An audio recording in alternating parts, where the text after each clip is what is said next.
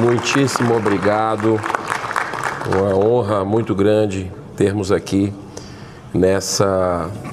no Senado Federal do Brasil o senhor Gary Heseltine, que veio aqui nos brindar com a sua palestra. Ele que é detetive inglês aposentado e nos trouxe aqui muitas informações internacionais sobre esse tema, fazendo aí uma cronologia até os dias atuais.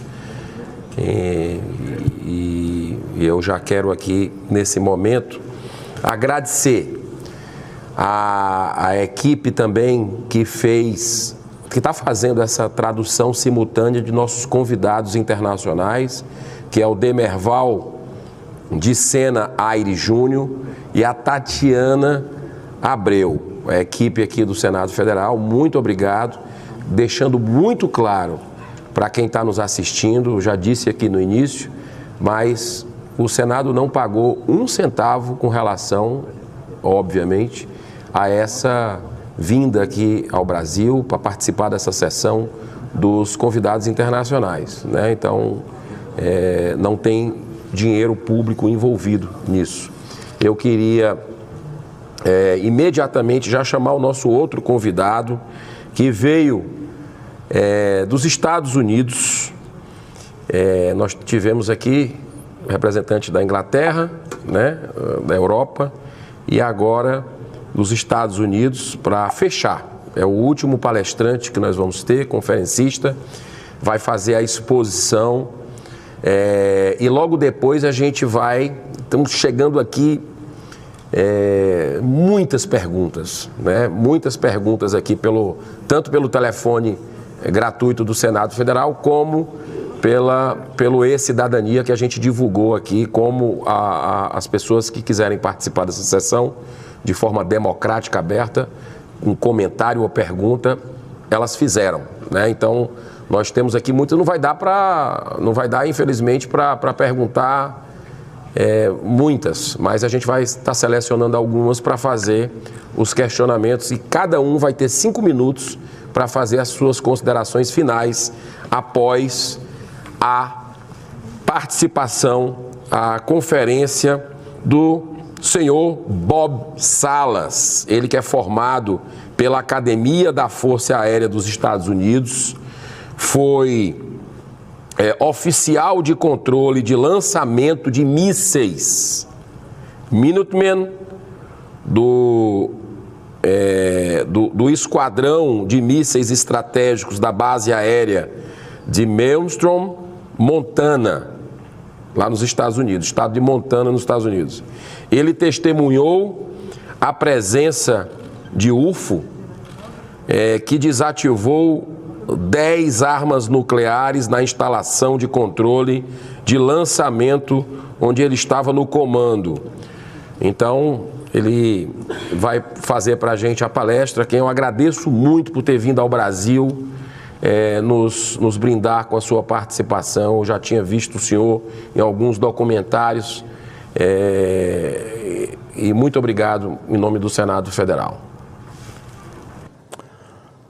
Thank you, Senator Girão. Obrigado, senador Girão. Quero agradecer especialmente, é uma honra estar aqui e quero expressar a minha sincera gratidão a este órgão que é o Senado do Brasil.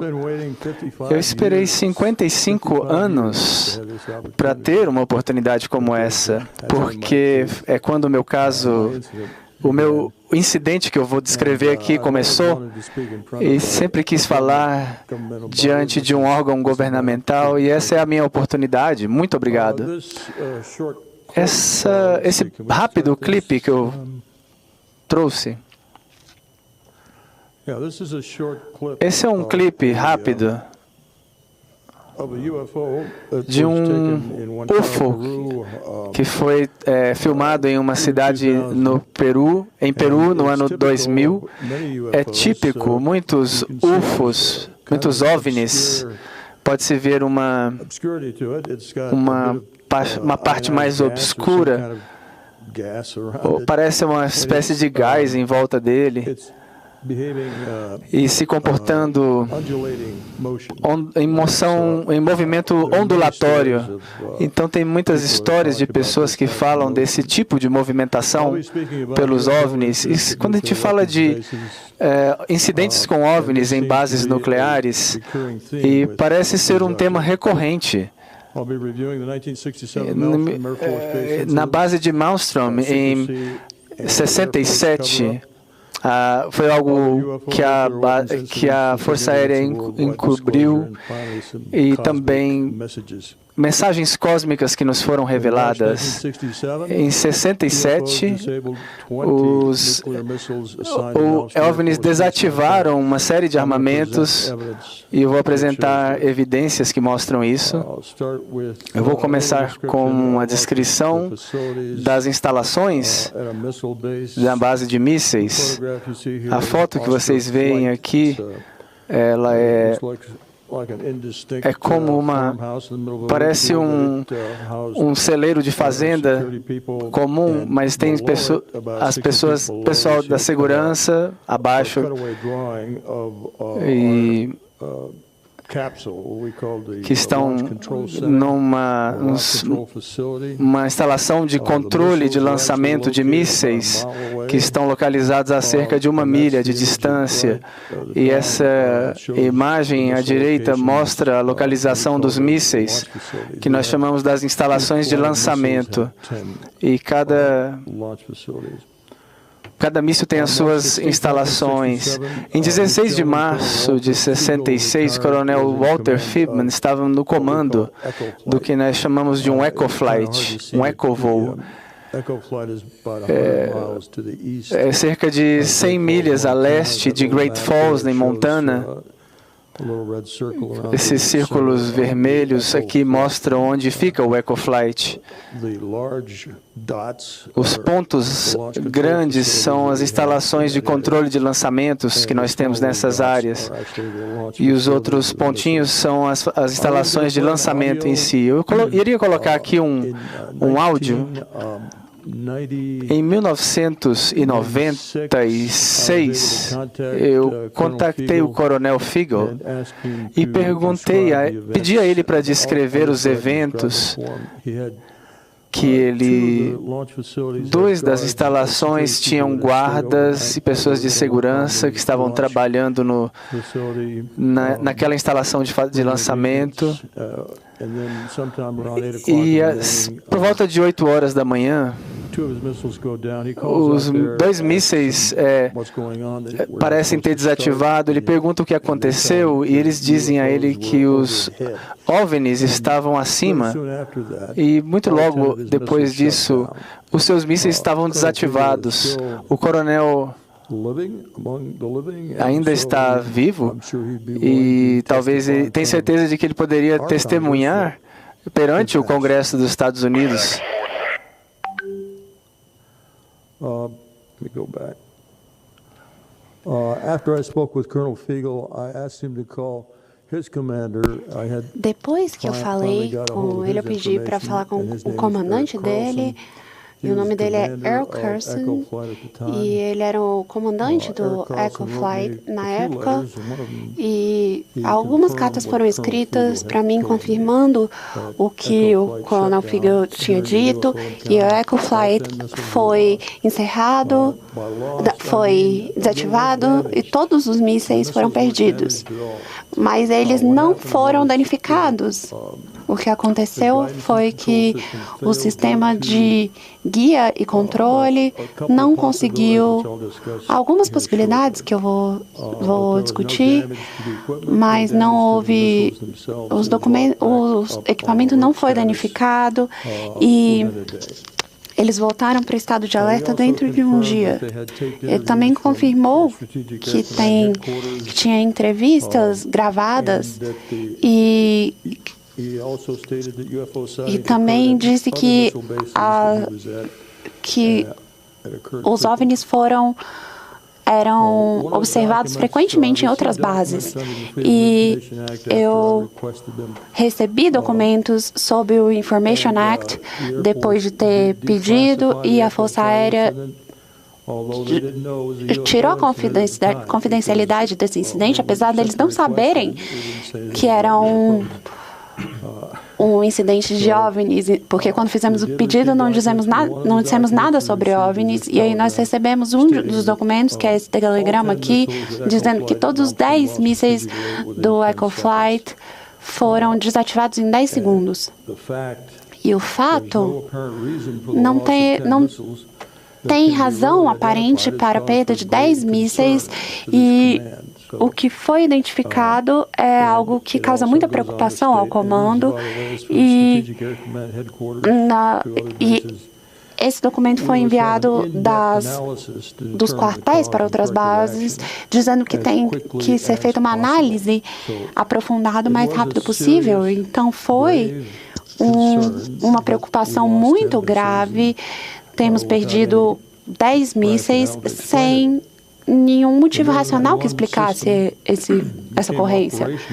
E um sistema se tornou operacional em 1962, durante a crise cubana de mísseis. A perda de 10 mísseis em poucos segundos nunca havia acontecido antes dessa ocasião. E, surpreendentemente, um dos documentos que nós recebemos, foi esse relatório trimestral que é publicado pela base, falando sobre o status das operações. E aqui é dito que existem rumores de OVNIs em volta da área do Echo Flight durante que esses boatos foram descreditados. Bom, por que dizer isso? A menos que isso tenha sido relatado anteriormente. E como é possível provar que algo não aconteceu? É uma afirmação meio boba, e eu fiquei muito surpreso de ver, mas é uma menção a OVNIs em um documento oficial. E Erwin Gamble escreveu esse relatório e disse que não se lembra de entrevistar ninguém sobre isso, e ele se lembra a relutância sobre discutir esse tema por parte de todos que ele entrou em contato, e também disse que mudanças editoriais foram feitas e que informações falsas foram inseridas, e foi devido ao histórico de observações de OVNIs. E aparentemente existia um histórico desses casos. E todos esses documentos que eu estou mostrando, eu dei cópias ao senador Girão para serem afixados aos arquivos dessa sessão. E duas possibilidades existem para essa pane nos mísseis. Uma é que o Logic Coupler, que é parte do sistema do míssil Minuteman I, é basicamente um computador que calcula a velocidade e direção e coisas assim. E pode ter tido uma pane, mas aí todos os 10 computadores teriam que ter tido pane ao mesmo tempo, e esses sistemas são independentes e não estavam interconectados. Então, não era assim que acontecia. Os mísseis eram sistemas separados. Então, a pane teria que ocorrer em todos os mísseis ao mesmo tempo, ou eles teriam que passar por um reset automático, mas novamente teria que acontecer ao mesmo tempo. Então, a probabilidade foi determinada de que ambas essas possibilidades eram muito remotas. E, além disso, foi dito que esses sinais externos causaram essa pane. Então, não foi interno, foi algo de fora do sistema que causou essa pane geral nos mísseis.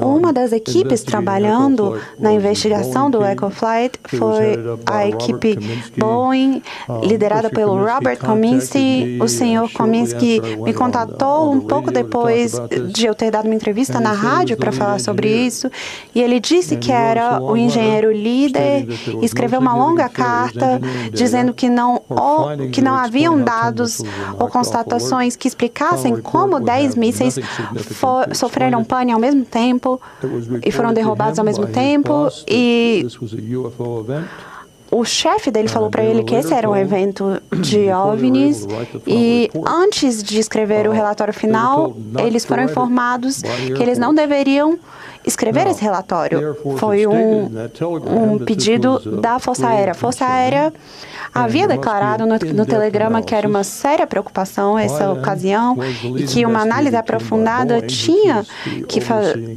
ocorrer, e a organização que sabia mais sobre os sistemas era a equipe desse engenheiro, porque essa equipe foi pedido que essa equipe parasse e não escrevesse relatório. Eu vou falar sobre isso também. Em 1977, um caminhoneiro estava dirigindo em direção a Montana, no norte dos Estados Unidos, e ele vê essa luz branca à sua esquerda ao dirigir seu caminhão, e a luz pisca. Era uma luz muito forte e pisca novamente. Ele para o caminhão e olha com mais atenção e vê uma luz branca grande piscando e que aterriza em uma área chamada Freshman's Cove, que dá para ver, é uma foto aqui, e aterriza nessa área, e o caminhoneiro chama a polícia rodoviária, que vai e olha para esse objeto que havia pousado. Eles ligam para o escritório do xerife, eles ligam para o exército, e todo mundo viu que esse episódio havia pousado, e a Força Aérea mandou 2 helicópteros, mas quando eles chegaram estava muito escuro para que eles pudessem pousar nessa área perigosa, então eles tiveram que esperar até de manhã, mas pela manhã esse objeto havia partido. E dá para ver uma foto do tenente Curtis Chase, que é o oficial da base de OVNIs, e a Força Aérea havia designado certos oficiais para que se coordenassem com a investigação Condening, que eu vou falar sobre em breve, mas o coronel Chase, durante esse incidente, escreveu um relatório muito extenso e muito bem documentado em 24 de março de 1967. Uma das testemunhas que se apresentou foi o tenente Robert Jamison, e o tenente Jamison era o chefe de manutenção que cuidava de muitos dos mísseis de forma cotidiana, e em 24 de março, nessa ocasião, ele recebeu uma ligação às 10 da noite, e eu tenho o vídeo e o áudio, mas para poupar tempo, eu vou repetir o que ele disse. E ele disse que disseram a ele que todos os mísseis do Oscars haviam sido desativados durante um evento de OVNIs, e isso não era possível constatar isso e não voltar a funcionar até o OVNI ir embora. E isso aconteceu cerca de 20 milhas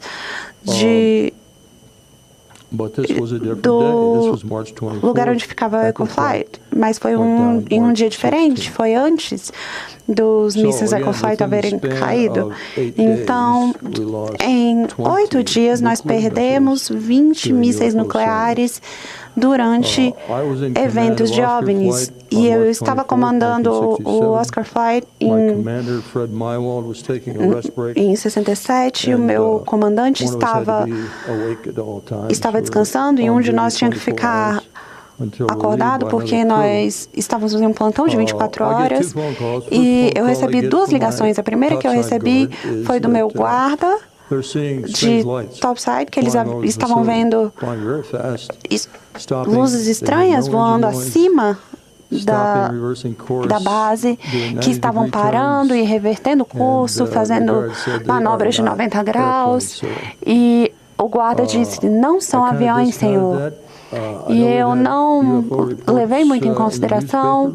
Eu sabia que haviam relatos de OVNIs no jornal local, mas eu não acreditava muito. E eu desliguei o telefone e ele estava muito sério e dentro de 5 minutos ele liga novamente e dessa vez ele está muito assustado. Todos os outros guardas estavam com as armas sacadas e apontadas para uma luz vermelha alaranjada que estava pulsando na frente do portão principal. Ele estava muito assustado, ele queria que eu falasse a ele o que fazer e finalmente eu percebi que esse homem estava falando muito sério e achei que nós estávamos sendo atacados, então eu disse para ele tomar qualquer medida necessária para manter tudo protegido. E ele desligou o telefone e eu fui falar com o meu comandante sobre essas ligações e, de repente, os mísseis começaram a cair e nós perdemos 10 mísseis enquanto esse objeto estava sendo observado. Então, o relatório de pane que nós fizemos relatando qual era o problema foi a mesma coisa do EcoFlight. Problemas no sistema de controle. Perdão? E nós também tínhamos duas unidades de lançamento na qual haviam sido observadas luzes e eu pedi que guardas fossem verificar se nada havia entrado na unidade de lançamento e eles me disseram que estavam vendo OVNIs acima dessas unidades e eles estavam muito assustados. Eles voltaram bem assustados. E o que a Força Aérea fez sobre isso?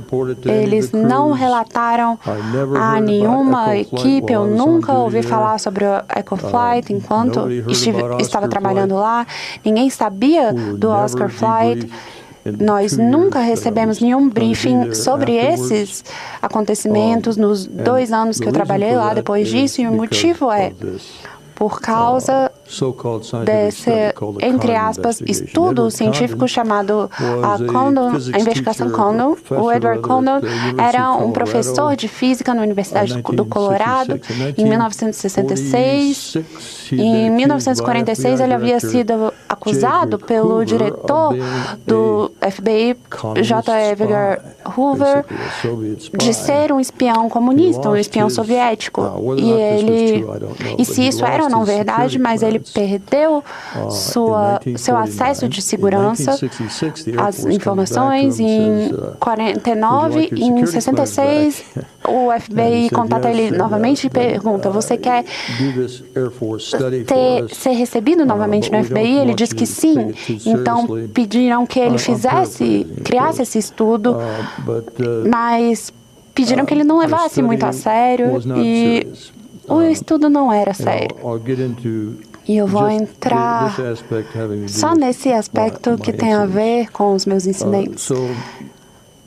Então, o estudo foi publicado em novembro de 1966, foi iniciado em novembro de 1976. Em 1967, o Ray Farrell, que era chefe do grupo elétrico na Força Aérea, havia sido informado sobre esses eventos OVNIs que causaram a falha desses mísseis, e aí falou com Roy Clark, que era o investigador-chefe, e contou a ele sobre os detalhes, contou os nomes das pessoas que haviam visto esses objetos, com números de telefones, endereços, etc.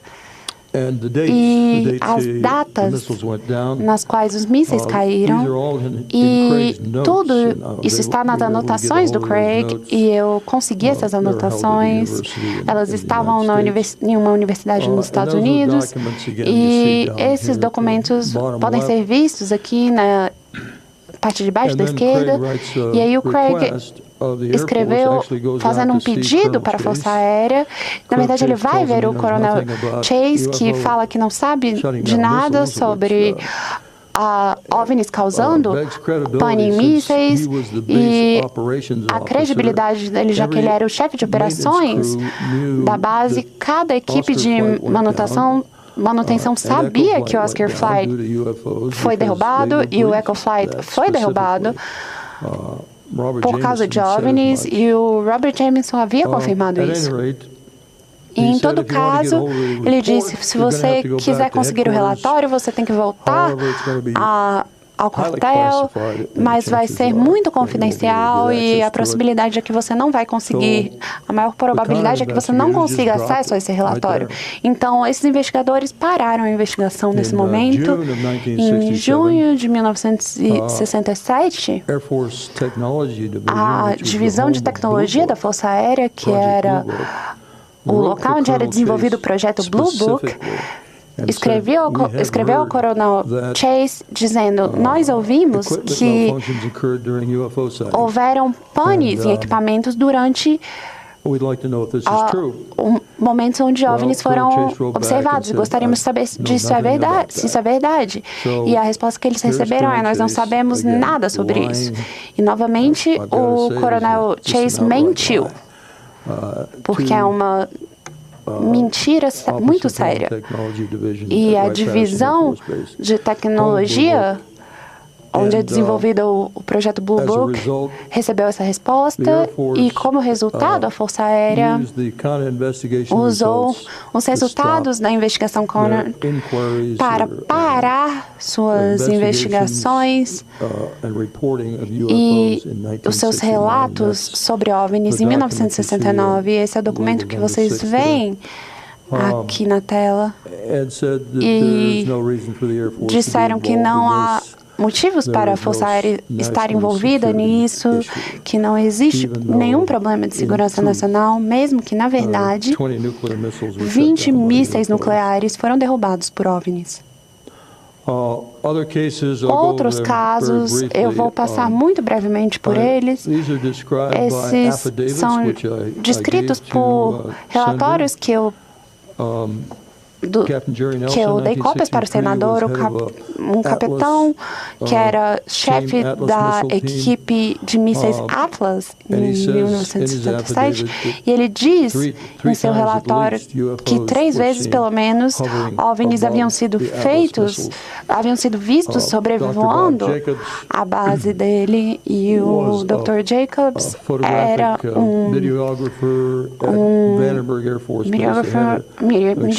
fotográfico, e ele tinha uma câmera muito avançada em 1964, e durante um lançamento de teste do míssil Atlas, ele fez um vídeo de um OVNI que estava voando em círculos em volta de um míssil. Não era um míssil real, mas o OVNI é visto no vídeo voando em volta desse míssil de teste, e aí apontando lasers para esse veículo de reentrada e tirando ele do curso. Isso está bem documentado e foi apoiado. Essa declaração foi apoiada pelo comandante dele, o chefe McDonough. Em 1966, estava em uma equipe de pesquisa geográfica procurando bons locais para instalar mísseis quando um objeto não identificado voou acima dele e ficou lá por cerca de 30 segundos, assustou a equipe inteira dele. Em 1966, o capitão Daly estava liderando uma equipe na base, em uma base aérea, e todos os mísseis haviam sido desativados novamente com o envolvimento de OVNIs. O sargento Dave Scott, em 1974, era um segurança que viu OVNIs nas bases de mísseis. O capitão da Força Aérea em Wyoming também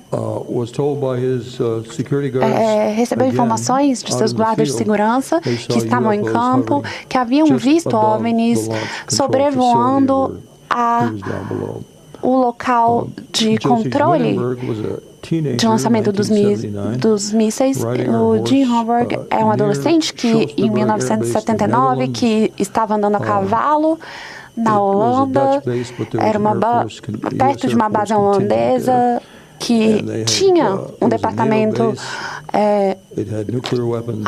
americano, era uma base da OTAN que tinha armas nucleares, e no dia seguinte, pelo menos 12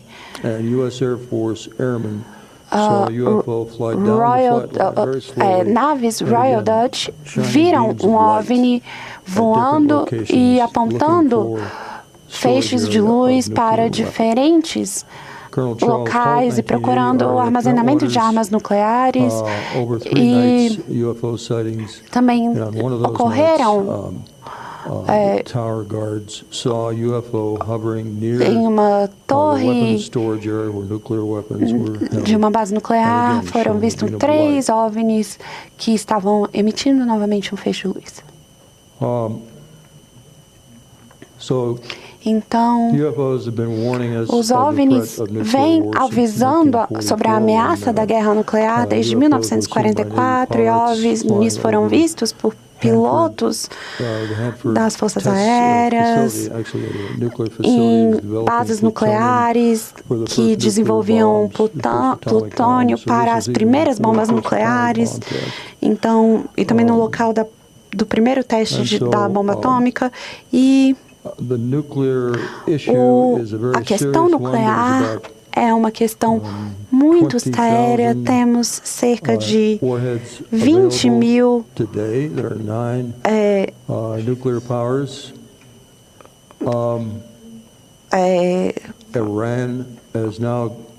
armas nucleares disponíveis hoje em dia. O Irã, o tratado que nós temos com o Irã para parar o seu avanço nuclear já foi dissolvido. Então, eles podem desenvolver armas nucleares, quem sabe, se eles fizerem isso, a Arábia vai fazer isso também. E nós temos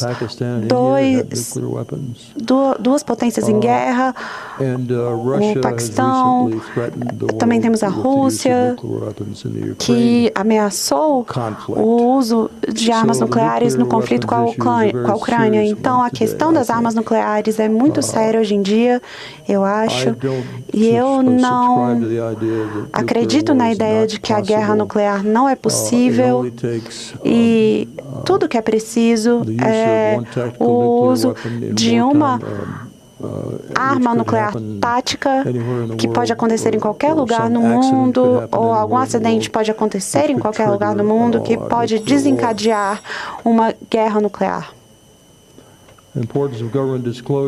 E sem a disseminação de governos como o do Brasil, que está tomando essa iniciativa, e novamente eu te agradeço pelos seus esforços, senador Girão. Essa tradição de confidencialidade continuaria, e essa confidencialidade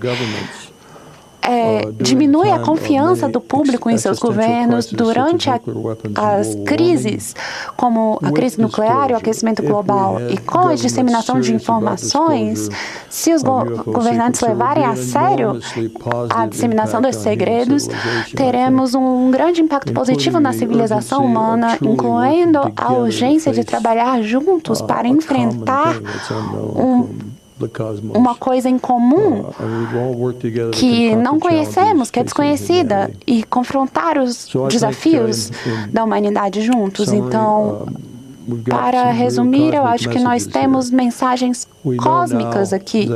Nós sabemos agora que não estamos sozinhos, que já tivemos tantos relatos credíveis sobre a existência de OVNIs, e outros seres vivem no mesmo cosmos, e nunca devemos parar de tentar abolir as nossas armas nucleares ou outros meios de autodestruição, e nós somos responsáveis por aumentar o nosso nível de entendimento e preocupação uns com os outros e em todas as formas de vida no planeta. Obrigado. Olha, nós que agradecemos, thank you very much, Mr. Robert Lambert Salas, que é pesquisador americano de ufologia. Thank you very much, muito obrigado, em nome do Senado brasileiro. Olha, a gente aqui tem recebido muitas perguntas, né? E também comentários.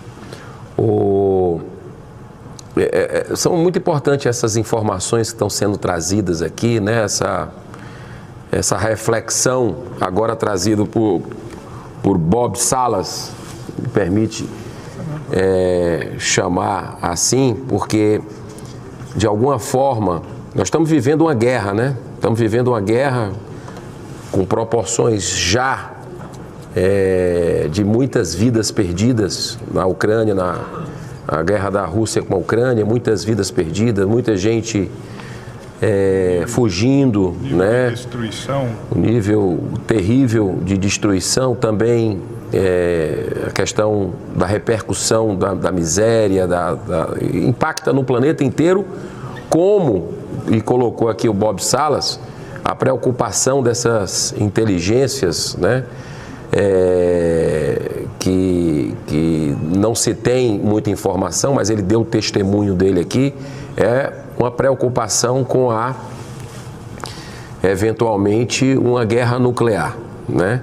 Então, isso realmente para a humanidade, se a gente sabe que uma borboleta bate uma asa, que bate as asas próximo da gente, tem repercussão em termos cósmicos, né? Do outro lado, lá no Japão, né? Pela questão aí da física quântica, uma série de outras situações, a gente imagina aí que pode acontecer com a guerra nuclear. Então é bom saber, é bom ter é até alentador ter uma informação como essa que ele nos passa, para saber que de alguma forma existe uma preocupação não apenas de nós aqui, né, com o que pode acontecer, porque a repercussão é planetária, na verdade. Então eu quero agradecer. Eu vou fazer aqui, como eu prometi, citar as dezenas de pessoas que estão acompanhando aqui presencialmente no Senado Federal, a maioria de Brasília, Hudson Ranieri, José Maldonado, esse veio de São Paulo, Elton Brasil, daqui, Idélcio Bento Santos, Salvador, Bahia, aqui presente conosco aqui no plenário, Leane de Braslândia, Mallory Cristina Vieira de Brasília, Matheus Martins do Carmo, Brasília, Juan Robert de Brasília, Solange Carlete também daqui, Gustavo, Joana também aqui, Joana Moreira, Gustavo Oliveira aqui de Brasília,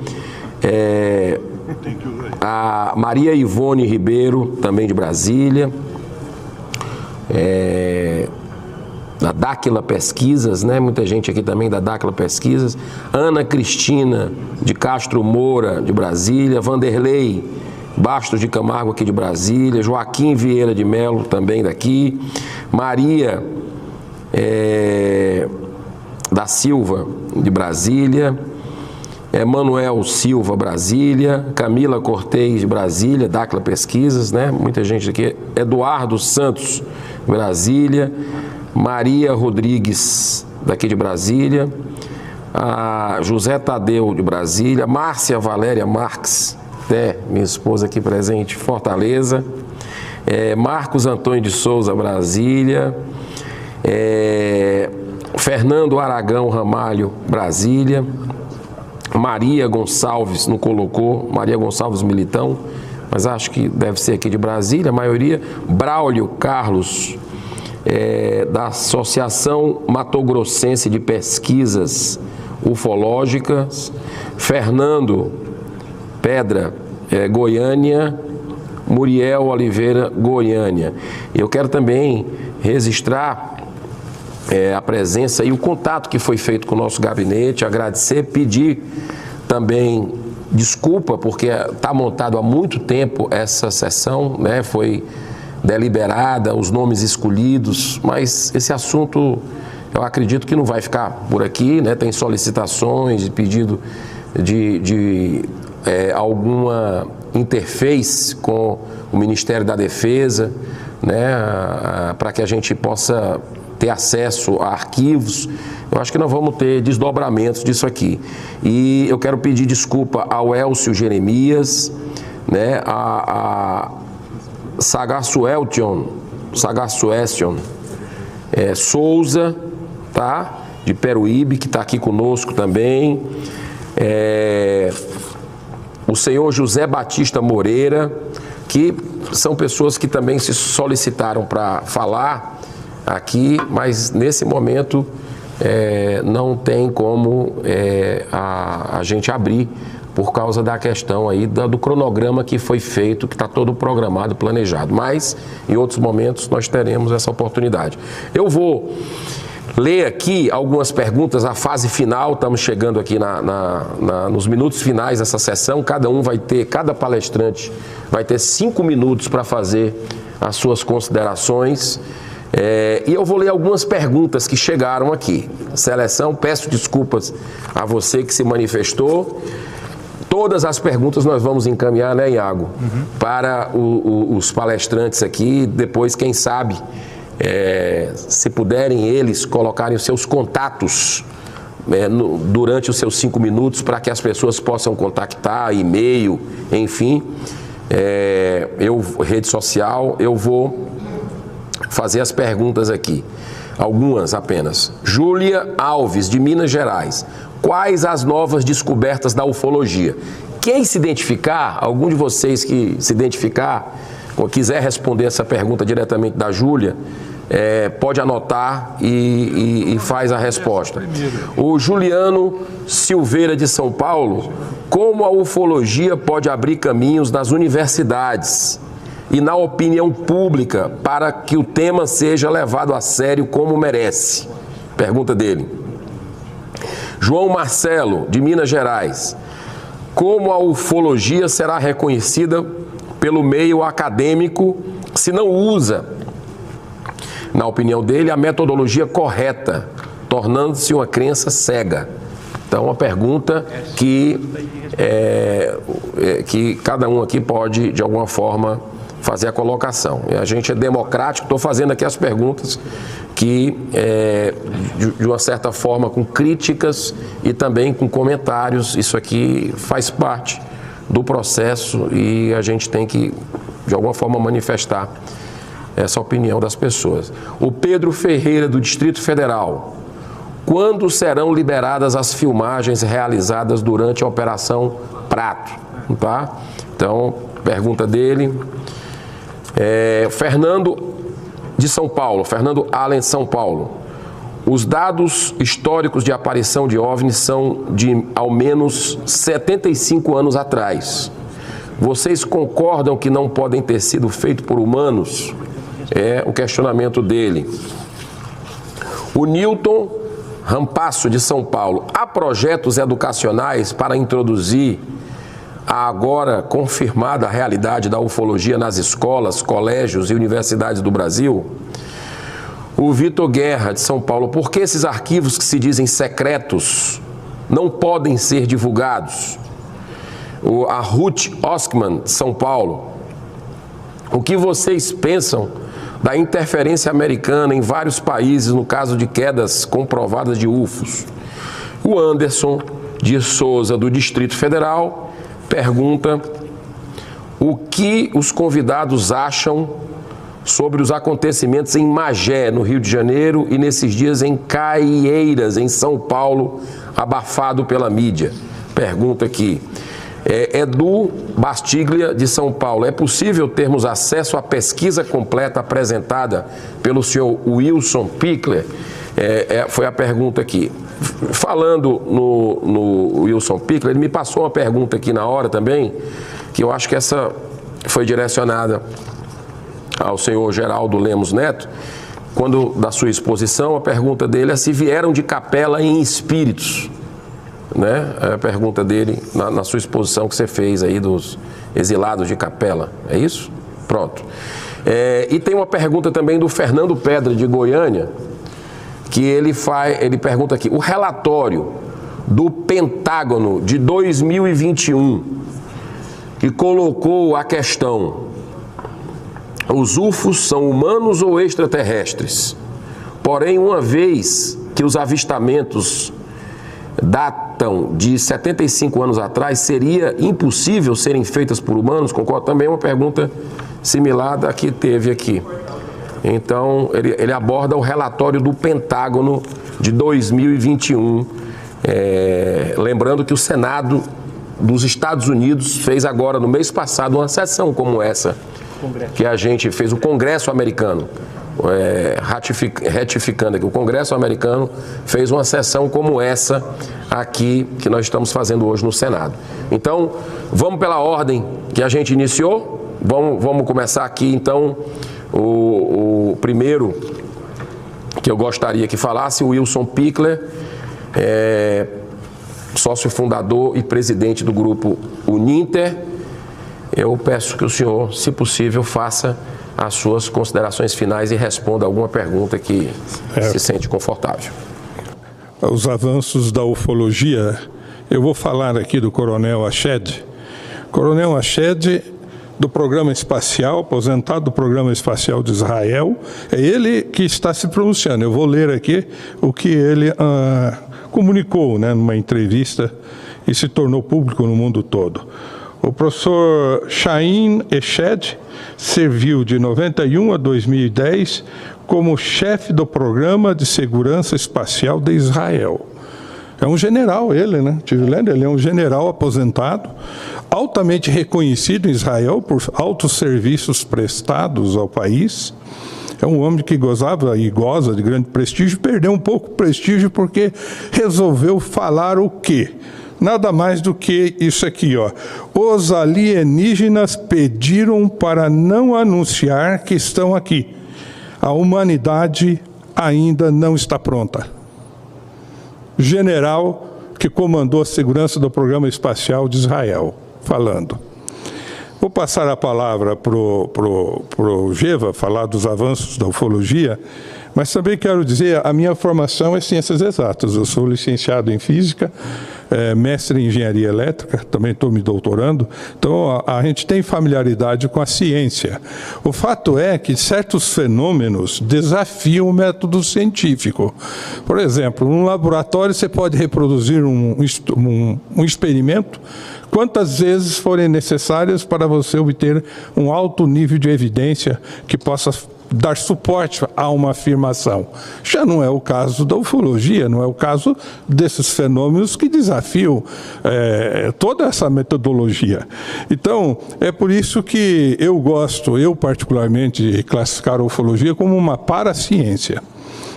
Eu não tenho pretensão de que a ufologia seja ciência, até mesmo que nós estamos enfrentando esses problemas metodológicos e temos que respeitar a ciência.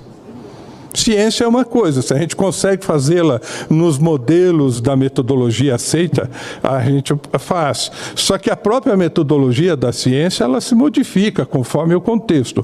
Para isso existe no âmbito da ciência uma coisa chamada epistemologia. que faz a reflexão sobre o método. E é no âmbito da epistemologia que nós encontramos o fundamento que não dá para usar o método clássico científico, mas não tem importância, nós não vamos deixar de elaborar um outro método. Nós vamos trabalhar com aquilo que a nossa inteligência permite. Esse fenômeno desafia a nossa inteligência. Quem quer trabalhar estritamente com ciência, tem aí a astrofísica, que eu inclusive fiz aqui um agradecimento aos astrofísicos do mundo todo, a grande colaboração de um nível de profundidade fantástico. A gente realmente se favorece muito com essas informações da astronomia, da astrofísica e astrobiologia. No entanto, quanto à presença desses seres aqui na Terra, desafia, porque inclusive há um acobertamento militar. Você viu a denúncia que o capitão Salas, que foi lançador de mísseis nucleares Minuteman, capazes de atingirem continentes na Ásia, com alto poder de destruição. Na ogiva dos mísseis do capitão Sala, havia bombas 3.333 vezes mais potentes que a bomba de Hiroshima. Vocês têm noção do que causaria de estrago a detonação de uma ogiva dessa magnitude? Ele era o homem, inclusive na entrevista que eu fiz ao capitão Sala, eu perguntei, o senhor era o homem que apertava o botão? Ele falou, não aperta botão, a gente gira a chave. Eu e meu comandante, ele falou, nós giramos a chave simultaneamente. E inicia todo o processo de lançamento do míssil programado para o alvo estratégico. É uma coisa assim que realmente é assustadora. Assustadora. O que é mais assustador, já vou encerrar, é que nós estamos agora diante de uma grande ameaça de guerra nuclear. Então é muito oportuno, parabéns, senador, mais uma vez por trazer esse tema aqui e pelas palavras do coronel Ashed, do general, né, general Ashed, de Israel, eles estão por aí. Pergunte para o general, não pergunte para mim, foi ele que disse. Muito obrigado, muito obrigado. O Wilson Pickler, que veio aqui lá do Paraná, ele também, e eu peço desculpas que eu não citei aqui, é físico, especialista em metodologia científica por relevantes serviços prestados à aeronáutica do Brasil, quando era deputado, porque ele foi deputado federal também, ele recebeu a medalha Santos Dumont. Então, muito obrigado pela sua participação, por ter vindo aqui ao Senado aceitando o nosso convite. Eu já imediatamente passo a palavra para esse irmão que nos ajudou na organização desse evento, pelo conhecimento que ele tem, pelo pioneirismo, né, nessa área, que é o Ademar José Gevaé, né? Ele que é jornalista, ufólogo conferencista, editor da revista UFO, a mais antiga publicação sobre ufologia no mundo. Então, eu lhe agradeço muito pela sua participação. O senhor tem 5 minutos para responder alguma pergunta e fazer suas colocações finais. Eu vou responder a 2 perguntas aqui, senhor senador. Primeiro, do Juliano Silveira de São Paulo. Como a ufologia pode abrir caminho nas universidades e na opinião pública para que o tema seja levado a sério como merece? Mas é o que nós fazemos todo dia. Todo dia nós fazemos uma ufologia séria, consciente, pé no chão, colhendo depoimentos, checando os depoimentos, colhendo fotografias, checando fotografias. Então é o que nós estamos fazendo. E a outra pergunta do João Marcelo de Minas Gerais: como a ufologia será reconhecida pelo meio acadêmico se não usa a metodologia correta, tornando-se uma crença cega? Eu acho que esse evento foi um exemplo de que não se trata de uma ciência cega. Nós tivemos aqui pessoas qualificadas, bem qualificadas, que trataram de diversos assuntos relativos à ufologia, mostrando que há possibilidade de se tratar cientificamente do tema. É um desafio. Nós não temos ainda os métodos, mas nós temos como obtê-los. Uma ocasião, depois de uma palestra que eu fiz no Campus Party, em São Paulo, eu fui quase apedrejado quando eu falei que ufologia é ciência pura. Porque é, de uma certa maneira. Se um objeto é visto no céu, nós precisamos de conhecimento da ótica, da meteorologia, para poder distinguir o que é aquilo. Se um objeto pousa, nós vamos ter vestígios físicos, então vamos precisar da geologia, da bioquímica, da química para analisar. Se há um contato com uma entidade extraterrestre que saia da nave, por exemplo, nós vamos precisar de conhecimentos da sociologia, da psicologia. Não que um ufólogo tenha todos esses conhecimentos, mas o ufólogo tem que saber onde procurar. Nós, quando tivemos agroglifos no Paraná, que são aquelas formações lindas, em 2006, nós mandamos para análise na Universidade Federal de São Carlos. E o resultado da análise foi surpreendente, porque a área do agroglifo interna estava esterilizada, não tinha vida microbiana ali. Essa foi uma descoberta. E outro membro da nossa equipe, o Alcides Cores, descobriu, nos primeiros dias do agroglifo, um efeito eletromagnético, como se fosse uma mensagem vinda de algum ponto do espaço, do ar, ali captada pelos instrumentos. Então, isso que nós estamos fazendo é ciência. Mas é a ciência limitada para a questão ufológica, que é uma questão muito delicada, como disse o professor Pichler, acertadamente. Então nós estamos lutando por uma ufologia reconhecida. Inclusive queremos que os documentos da Força Aérea Brasileira sejam abertos. Inclusive alguém perguntou aí quando serão liberados as 16 horas de filme da Operação Prato. Meus amigos, eu nem sei mais se esses filmes ainda existem, se eles estão no Brasil, se eles estão fora do Brasil, se eles foram levados para os Estados Unidos, como tantas coisas que acontecem aqui são levadas para os Estados Unidos. E eu quero aproveitar, encerrando a minha fala e as minhas considerações, e entregar ao senador a Carta de Brasília, assinada por todos os membros da Comissão Brasileira de Ufólogos, em que nós fazemos as nossas ponderações a respeito do fenômeno e fazemos requerimentos, entre eles o que diz respeito a nós termos uma entidade mista de pesquisas ufológicas entre cientistas, ufólogos, militares, pessoas civis. Tranquilo. O importante é que se faça algo nesse sentido, organizadamente, para que nós tenhamos mais êxito na nossa pesquisa. Muito obrigado pela oportunidade, senador. Olha, se tem alguém que agradecer, sou eu, em nome do Senado Federal, por essa oportunidade desses esclarecimentos, de trazer esse assunto aqui, que é um assunto que, de uma certa forma, desperta a curiosidade, intriga muitos brasileiros também, e que a cada dia você vê aí liberação de arquivos, o governo americano fazendo isso, né, levando o assunto com seriedade, né, e o Brasil, que foi o primeiro, né, a liberar arquivos lá atrás, depois deu uma parada, mas a gente está aqui para servir a buscar a verdade, tá?